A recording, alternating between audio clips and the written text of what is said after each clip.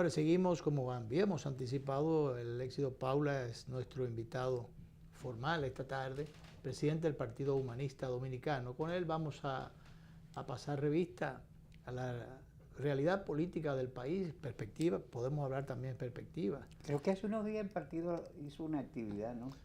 Sí, varias. Varias. Ya le vamos a contar. Y pudiéramos también, ¿por qué no?, pasar balance. Ayer se cumple el primer año de la instalación del gobierno del presidente Medina en su segundo mandato. Y bueno, algunos dicen que el gobierno tiene luces y sombras, unos dicen que nada más sombras, otros dicen que luces nada más. Que las luces. O sea, que siempre es así. Y la política es un poquito complicada porque generalmente se ven las cosas con la emoción o con los muchas intereses. parcialidades. Y realmente no debería ser así, pero es muy difícil. Y sobre todo después que Duarte dijera que la política es la ciencia más pura, después de la filosofía, cuántas impurezas hemos encontrado en la política. Lécido, bienvenido como siempre al programa, un placer recibirle. ¿Cómo anda el partido y cómo anda el país? No me diga que el partido anda como anda el país, porque dicen alguna gente que el país anda bien. Gracias. Otros dicen veterano Luis Encarnación y veteranísimo, le coloqué una rayita más. Así de Danilo Clime. A todos ustedes, buenas tardes. Me hago acompañar esta tarde del ingeniero Julián Burgos, ahí detrás de las cámaras, y de Gerard. Son dos, y también Omar Vilomar.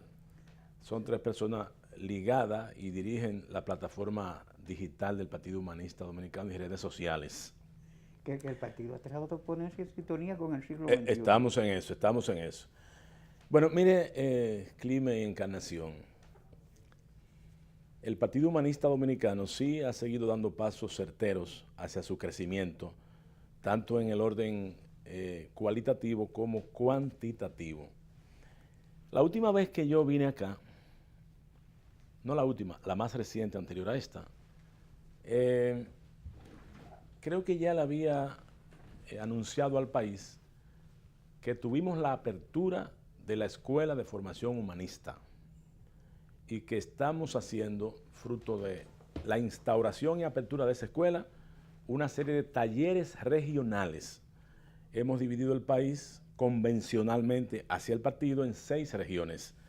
Ya hicimos el primer taller en la región que llamamos metropolitana, Santo Domingo, Distrito, Monteplata y San Cristóbal, con dirigentes en el que se producen o se realizan 2 grandes conferencias con invitados y una dinámica de grupo que se lleva un poco el plan FODA. Y se vuelve ese taller en una especie de convivencia. Ya este domingo 20 estamos trabajando intensamente para el taller en la zona de Santiago, que comprende Puerto Plata, la línea noroeste, La Vega y Moca. Ahí tendremos los dirigentes fundamentales del partido recibiendo este segundo gran taller. Esas son orientaciones tácticas, claro, estratégicas e ideológicas. Es una formación política. Yeah. Y sobre todo ¿Y ideológica, doctrinaria, haciendo? Porque ahí tenemos 2 grandes temas. Yeah. Por ejemplo, ahora el domingo, el doctor Emmanuel Castillo, director del periódico La Información, va a tener el tema situación sociopolítica y económica de la coyuntura actual de República Dominicana, un gran intelectual. Y otro intelectual, Diomedes Vargas, un catedrático de la Pucamaima, va a tener el tema humanismo cristiano integral, doctrina e ideología, valores y principios, ¿no? Emilio Gori va a tener una parte pragmática de lo que son los fundamentos del Partido Humanista Dominicano. Pero hay una dinámica.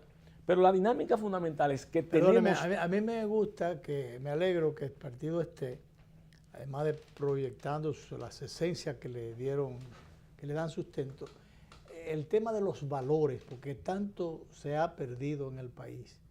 Y generalmente no vemos a las otras organizaciones políticas, al contrario, practicando los antivalores. Así es. Y entonces, que si realmente los partidos políticos, y hablo en sentido general, se metieran un poco por ahí, e incluso como parte de un aporte que pudiesen ofrecerle a la población, al país en sentido general, meterse en el tema de la alfabetización, el tema de la educación, qué sé yo, qué mejor que hacer oposición educando. No, es que la esencia de esa escuela de formación humanista es la educación ciudadana para traer compromiso ciudadano y concienciar a cada dominicano y dominicana. Primero vamos a tener una formación a lo interno, pero luego, ya con las redes sociales, y tenemos nosotros una revista virtual, digital, que se llama elhumanista.do. Nada más tienen que accesar a Google y dar elhumanista.do y ahí usted se encuentra con una plataforma de información, orientación, enseñanza, educación, porque también a través de ella, igual la página web, estamos utilizando las herramientas de los talleres y de los módulos que vamos impartiendo. Pero es que esta escuela tiene la razón de ser es cómo nosotros virar esa forma de actuar de los políticos que parece una selva y un salvajismo, ese clientelismo, ese romper al otro no importa, ese sálvese quien pueda, rencor, retaliación, odio, un carguito, hasta una silla, la colocación de una silla de un dirigente, eso crea un pleito muchas veces en estos partidos tradicionales. Es como cambiar ese esquema. Si no le ponen la silla a cierta figura. Claro. O si la silla que se le han puesto a uno se la quita y la coge otro. Y crean un ruido. Crean un ruido. Entonces nosotros estamos formando, educando, instruyendo con métodos pedagógicos y didácticos a nuestra gente para que tengan una conducta diferente y que al Estado no se va a coger con esa angurria, esa ansiedad de coger lo ajeno, lo del patrimonio y lo del erario. No, al Estado se va a servir. Usted es funcionario, usted es diplomático, usted es un alcalde o alcaldesa, regidor o regidora, usted es ministro o viceministro, director departamental, usted está encomendado, usted es un instrumento para servirle a la nación que le pone el Estado en su mano, que son los recursos que provienen de los impuestos y arbitrios de los dominicanos y las dominicanas. Entonces, estamos haciendo conciencia de eso. Hay gente que lo que va es a buscar un sueldo, incluso Claro. algunos van a buscar un buen sueldo. Por eso tengo entendido, no sé qué le parece, pero tengo entendido Mire, por ejemplo, que cayó muy bien, perdóneme, sí. la iniciativa de los miembros del nuevo Tribunal Superior Electoral, que se bajaron el sueldo, se lo pusieron a la par con los miembros de la Junta Central Electoral. Correcto. Ellos pudieron, generalmente los que llegan se aumentan los emolumentos, aquí fue lo contrario, ellos se lo bajaron. Es un buen gesto. Entonces yo creo que es un buen gesto. No es una cosa del otro mundo, pero es una buena señal. Pero eso enseña. Pero enseña eso a los enseña, otros. es un símbolo, es un signo de cómo deben las cosas manejarse. Pero, por ejemplo, yo tengo la información del regidor nuestro de Higüey, Juan Antonio González. Ese muchacho lo mantuvieron hasta la madrugada del día 15, amanecer al 16, presionándolo para que recibiera canonjías y privilegios, envuelto probablemente en asuntos logísticos y de recursos, de dinero, Regidor del Partido Humanista Dominicano, para que accediera para buscar una mayoría de un partido en Higüey. Normalmente la famosa hegemonía, la plutarquía, la aristocracia, la cleptocracia que hay en Higüey, de algún sector que todo el mundo creo que conoce. Entonces el muchacho se resistió y dijo, ni por 20 millones me voy a vender, ni voy a poner a rodar los principios y valores del humanismo cristiano. Ya es una enseñanza. Con el voto ¿cómo se manejaba? ¿Se torcía el resultado? Si él votaba a favor de la alcaldía, de los jefes de Higüey, se iba para allá. Pero hubo un acuerdo ya de partido de oposición y demás, y eso dio la mayoría al presidente. No es él el presidente. Él votó por otra persona que es presidente o presidenta de esa sala, de ese consejo de regidores, pero él dignamente dijo, yo no voy a recibir para ir para allá, sino voy a votar por aquí. Además, yo sigo los lineamientos del Partido Humanista Dominicano. Así es que tenemos que criar al estilo de ustedes o de nosotros, lo que pasamos de 50 años, de cómo criar, cómo ir domesticando en términos sanos, no en términos de avasallamiento y de dominio, no, sino de cómo nosotros tenemos que enseñar que la política se puede hacer de una manera sana, con eficiencia, con transparencia, con honestidad, con prudencia. Yo creo que sí que es posible. Vamos a hacer con su anuencia, vamos a hacer la última pausa, para entonces irnos todo el trayecto. Volvemos con el Éxito Paula, presidente del Partido Humanista Dominicano, que es nuestro invitado, distinguido invitado de este día. Vamos a la pausa.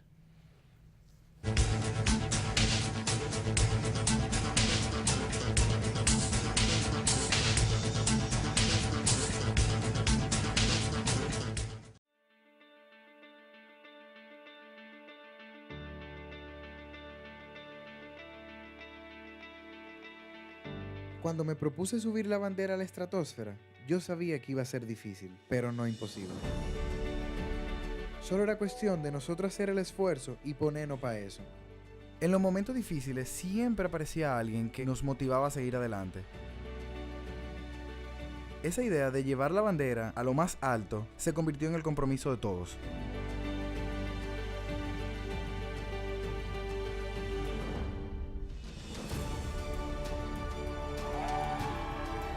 Y ese día la bandera llegó bien alto y allá, bien en el tope, demostró a todo el mundo que Dominicana Unida no conoce límites.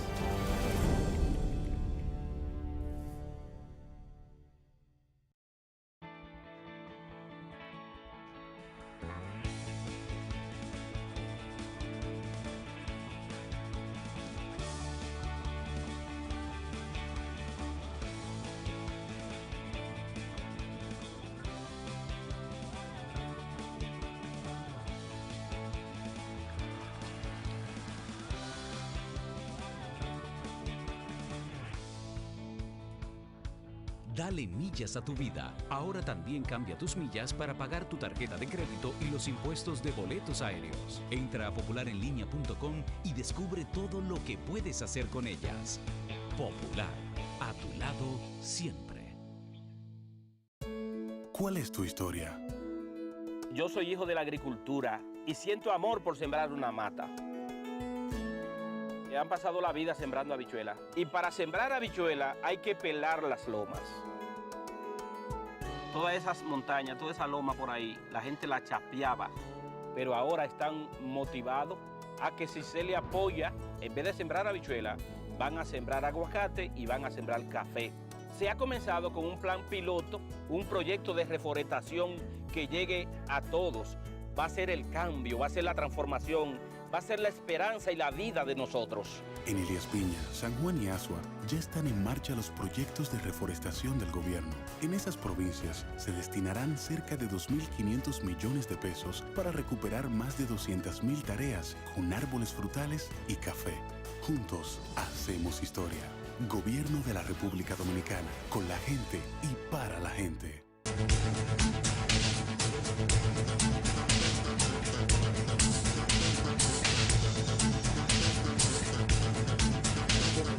Con el Éxito Paula del Partido Humanista. Alegra que en el día de ayer no ocurrieran incidentes en las salas capitulares a propósito de la elección de los nuevos bufetes. Yo creo que ese es el tipo de comportamiento que debe darse. Si se produce algún cambio en algún momento, como fue el caso de la presidencia del ayuntamiento en Higüey, donde realmente había un coto cerrado. Los Aristis allí eran los castros de la zona. Sí. Y sin embargo se produjo una ligera variación con la presidencia, que creo que fue de las pocas que ocurrieron en el país, pues la mayoría de cosas se ajustaron a lo pautado. A lo pautado. Y que se hiciera pacíficamente fue bueno. Bueno. Exacto.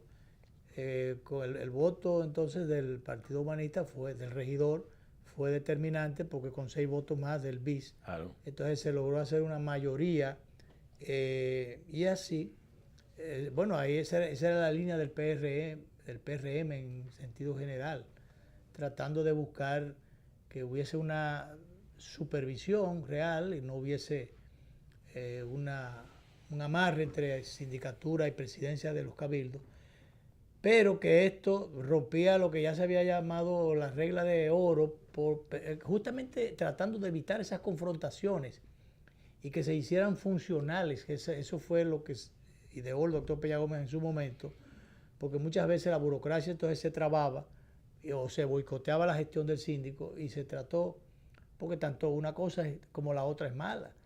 Si hay un síndico que tiene a todo el mundo amarrado y comprado allí, todo se maneja en una sola dirección, o si hay una sala que no deja trabajar al ejecutivo, como quiera es un problema, porque hay una responsabilidad. Así como tiene la oposición una responsabilidad de contrapeso, de equilibrio, no de boicot permanente. A mí me gustaría, qué sé yo, que en algún momento la oposición pueda decir al gobierno que sea, y del color y el partido que sea, en un momento determinado, le reconocemos tales cuales cosas al gobierno, un avance democrático en este sentido, o un avance en la transparencia en esta dirección. Pero a veces la oposición se lo encuentra todo malo. Y entonces hay una población votante allí que a veces le gustan algunas cosas, rechaza unas, pero le pueden encantar o gustar a otras. Y entonces ahí a veces donde no está la oposición a tono o en sintonía con la población. Y a veces la población se le va por encima a los partidos por eso. Yo quisiera, iluminándome de su pregunta orientadora, decir, para hablar de que siempre un gobierno, por déspota, por dictador, que fuere, demócrata o no, liberal o no, tiene luces y sombras. Oiga, eso es un imperativo categórico.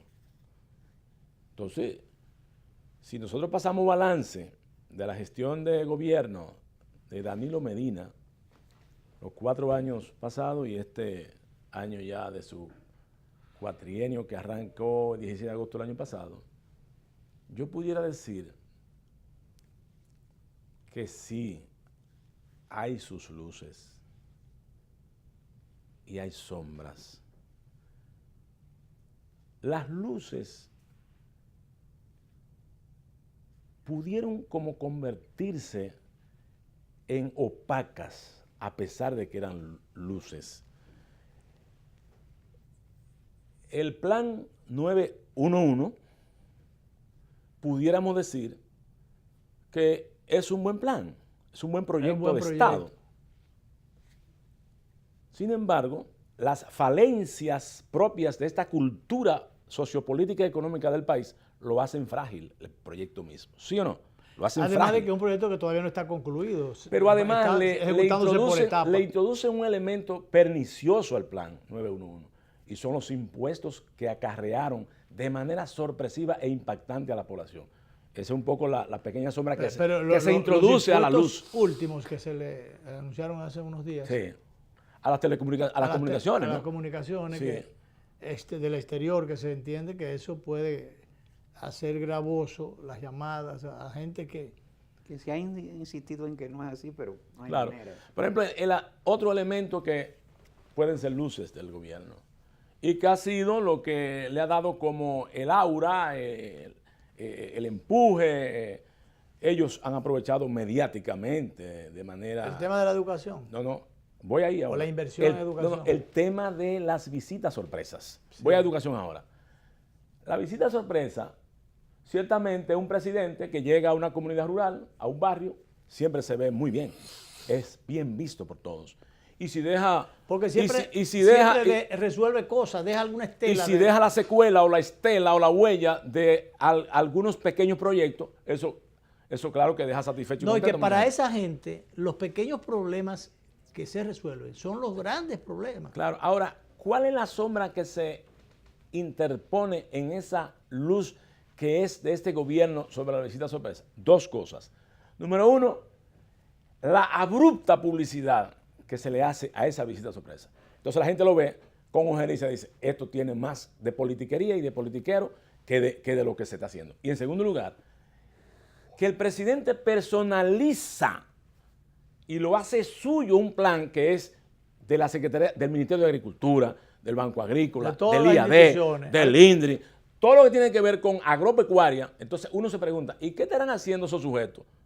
Porque el que se traslada a esos campitos y a esas zonas rurales y demás es el presidente. Aquí estoy yo. ¿Qué ustedes quieren? Entonces, pero eso en el fondo es por el bendito presidencialismo que se maneja que hay aquí. que ir Que se maneja aquí, que hay que ir desmontando. disminuyendo y desmontando. Porque qué bien, qué bueno fuera que un presidente mandara, o no hay que mandarlo, que por propia iniciativa el ministro correspondiente vaya a inaugurar la obra tal, Claro, el sí, otro la obra tal, exactamente. y no necesariamente tenga que ser el presidente. Claro. En la parte de la educación, claro, un gran salto. El salto lo da, primero, que la población dominicana, clase media, media alta, media baja, etcétera, ustedes los comunicadores sociales empujaron para que se creara las condiciones del 4% para educación. Para educación. Pero sobre todo, ahora bien, sobre todo el hecho de que se cumpliera, porque ahí hay un 10% para la UAS, de impuestos para la UAS, otro qué sé yo cuánto por ciento para varias instituciones que generalmente por falta de recursos los gobiernos no lo entregan. Sí. O sea, que una cosa es que esté establecido incluso por ley ya, instituido por ley, y sin embargo no se cumple desde hace muchísimo tiempo. Claro, pero el mismo Entonces, presupuesto asignado a salud pública no se cumple. Entonces ese 4%, el gobierno, el presidente cuando estaba aquella vez en campaña y todos los otros candidatos suscribieron eso, y bien, pero lo suscribió y lo está cumpliendo, Claro, porque pudo no cumplirlo. aún sabiendo que la iniciativa no la tomó de manera libérrima y voluntaria el presidente, sino que hubo un empujón de la sociedad, una presión. Una presión social. Pero también educación y su presupuesto del 4% tiene una falencia, tiene una debilidad, tiene una fragilidad, tiene un escozor que es lo que la gente ha estado viendo. Las contrataciones de los solares, de la sobrevaluación de las aulas, recintos escolares por aula. Cuando la gente le mete el dedo y la sumatoria y demás. Entonces, ha habido mucho de eso. Es decir, o sea, que yo creo que eso hay que mejorarlo. Que pudieran ser más económicas, que esos recursos pudieran rendir mucho más y hacerse mucho más cosas. Si se hace bien programado, bien planificado, con austeridad, con control, con el control del gasto de calidad. Y eso no está en función de la rigurosidad con que la ley el Departamento de Contratación de Obras del Estado, que le mete la 34006. O sea, se supone que eso está... Compras y contrataciones públicas, Compras y contrataciones públicas que le complica la vida mucho. Yo no sé a quiénes, pero a quienes no se la... Pero realmente... Y yo creo que lo de Finjus es importante, una modificación que ellos ha sugerido Finjus. Están sugiriendo, porque tal vez le quita las trabas que usted habla, porque una ley con trabas es muy difícil, para caminar, para fluir, para que los proyectos fluyan y se encaminen hacia la consecución que la población esté esperando. Pero este gobierno, sus debilidades más fuertes ha sido la delincuencia, la inseguridad ciudadana, la violencia en todos los aspectos. Pero ya no es el gobierno, es la sociedad. La Porque sociedad, mañana termina el gobierno. Mañana termina el gobierno y arranca otro, y arranca con ese problema. Lo que pasa es que el gobierno... Esto ha desbordado a los gobiernos. Recordemos que eso viene desde antes de... Y realmente no se ha resuelto todavía. Se han hecho algunos esfuerzos, pero cada vez que uno ve esas ocurrencias, esos hechos sangrientos, lamentables, pero Encarnación, que se le ha ido de las manos a las autoridades. Encarnación, lo que pasa es que el gobierno tiene la fuerza coercitiva, la fuerza de persecución y la fuerza del ordenamiento. Pero eso no lo resuelve y todo. oiga, porque cuando salen a los barrios y le arrancan la cabeza a los tigres, entonces después vienen a tragar que los derechos humanos. No, yo no me estoy refiriendo a ese caso. Mire, ¿cuántos planes antidelincuencia y violencia no ha erigido, no ha aprobado? Y desde barrio seguro hasta barrio qué sé yo. Exactamente, y todos han fracasado. Ahora, ¿y por qué? O falta inteligencia, o falta planificación, o falta programación, el problema o falta voluntad política del gobierno para enfrentar como debe ser ese mal que corroe la sociedad dominicana. Yo creo que ha habido voluntad política hace mucho tiempo en varios gobiernos. El asunto está en que eso es un problema tan serio que ha desbordado la capacidad de las autoridades. Cuando se produce eso, el Estado cae en default, cae en un estado anómico, cae en un estado prácticamente sin el soporte de lo que Porque le ha yo cre- yo- otorgado la porque yo población creo y la que ese- yo ciudadanía. creo que ese Eso es es peligroso. Yo creo que ese es un tema de la sociedad dominicana. Ese tema no se le puede dejar al gobierno o puede ser exclusivo del gobierno. No es que y to- cuando se hace un evento, lo hace la policía, las fuerzas coercitivas, y son las que organizan un seminario, que cómo vamos a entrarle a esto. Yo creo que ahí debe estar la sociedad entera, Pero por supuesto. comenzando por los partidos políticos Pero en y todo- las iglesias y todo el mundo. Aquí hay temas que tienen que ser temas de nación, que yo no lo veo incluso en la Marcha Verde, yo no lo veo esos temas. Pero sin embargo, esos Yo no planes- veo el tema haitiano y de eso- la frontera abierta, no lo veo. Esos planes de nación que usted plantea, el gobierno se escurre cuando lo presionan a que se ejecuten. Pacto eléctrico, ¿por qué? Pacto social, ¿por qué? Pacto educativo, ¿por qué? No sé. El pacto fiscal, ¿por qué? Entonces usted se da cuenta que detrás de esa fuerza que presenta la sociedad dominicana, de que esos pactos se produzcan, entonces hay una especie de intereses escondidos en el Estado que debe manejar el gobierno. Pero déjame decirle otra cosa. Intereses, usted dice, escondidos en el Estado, y esos intereses escondidos detrás de esos intereses, es lo peor, porque aquí se ha dicho en algún momento que le quiten las exenciones a una serie de sectores, que es verdad que deben de quitarse. Claro que sí. Pero que dicen gente de, por ejemplo, los empresarios, pero a mí no. Que le quiten, pero a mí no. Ahí Y es que entonces ese es el problema. Ahí es que el Estado tiene que plantarse. Y si o Claro. gobierna para todo el mundo, Claro. o gobierna para uno u otro sector. Estoy de acuerdo. ¿Verdad que sí? Entonces, pero otro de los graves problemas de este gobierno ha sido su opacidad, Opacidad. su falta de claridad y transparencia en los procesos de Estado y de gobierno e institucionales. Por ejemplo. Se han debilitado las instituciones.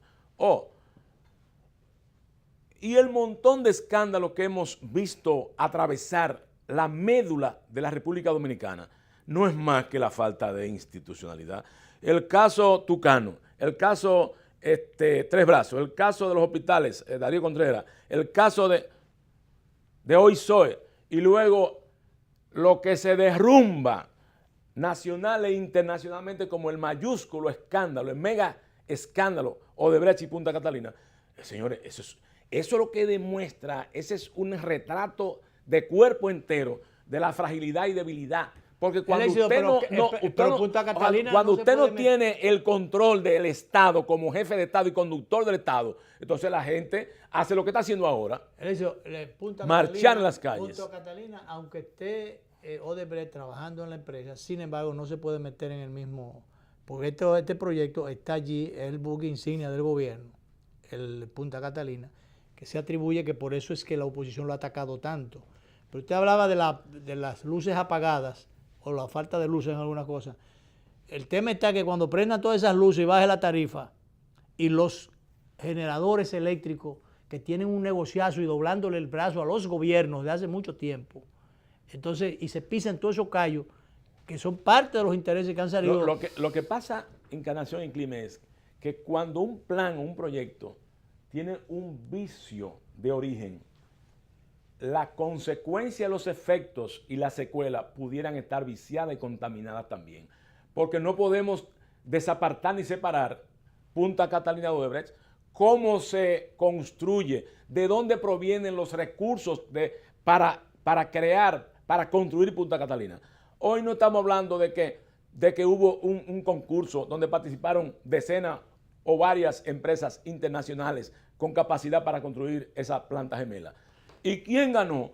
Hubo La que 1.000 ganó la que con tenía, la que cumplía con los requisitos, porque hubo una firma, china. Esa firma china, Sousa, tenía los parámetros, No, tenía los Eleccio. criterios y 1.040 millones de dólares dejamos nosotros de Eleccio, ganar, percibir. yo vi el documento de desautorización que la empresa matriz china le mandó a la representante Ahí local. había mucho de cuento chino. Oye, un cuento chino que esa empresa mandó, yo vi con estos ojos. Pero como hay que dicen, ver cuál de los dos es cuento. Si lo que ustedes plantean que vino No, de China, no. o la licitación que se hizo aquí con una planta, La con licitación un es consorcio. técnica, la parte técnica ya la Lo que le digo es que la empresa perdedora. uno de los problemas fundamentales de este gobierno ha sido la impunidad y la corrupción, y por eso está la gente en la calle, cientos de miles de dominicanos y dominicanas, rechinando y reclamando e indignados porque esto tome un giro diferente, que pasemos de la opacidad, pasemos de la impunidad, de la corrupción, a atacar de manera frontal y sin miedo y sin temor. Para que no sea un sesgo partidario, eso tiene que realmente tomar la bandera, más banderas de los temas nacionales, no solamente porque corrupción y la impunidad, que son temas que a todo el mundo le preocupa, a todo el mundo, yo tengo entendido que es un sector importante del gobierno también, realmente no son los únicos problemas del país. Incluso usted sabe más que yo que en las encuestas el tema de la corrupción, aunque es un problema, pero eso no niega voto. Dos temas nacionales que son importantísimos y que la población se empodera: construcción, edificación y habituallamiento de los hospitales públicos. Construcción, habituallamiento y colocación que fue un error comenzarlos a rehabilitar todo al mismo tiempo. Bueno, ya usted cayó. Entonces son, por ejemplo, las escuelas. Pero si eso, que es un objetivo sano, bueno, constructivo y de mucha capacidad para todo el mundo, luego si eso, entonces le colocan la mano de la corrupción, es un buen plan, pero claro, luego entonces lo hacen fracasar por ese tipo de situaciones. De esto y de lo que se nos queda seguiremos hablando. Claro que sí. Gracias, Eléxido Paula, presidente del Partido Humanista Dominicano, que ha estado con nosotros y con unos distinguidos representantes de su organización en el estudio, que ha estado con nosotros como cada cierto tiempo, porque él tiene su espacio en este espacio nuestro. Sí, gracias. Así es que gracias por estar con nosotros. Vamos a repetir a las 12:30 de la noche esta conversación. Y mañana volvemos.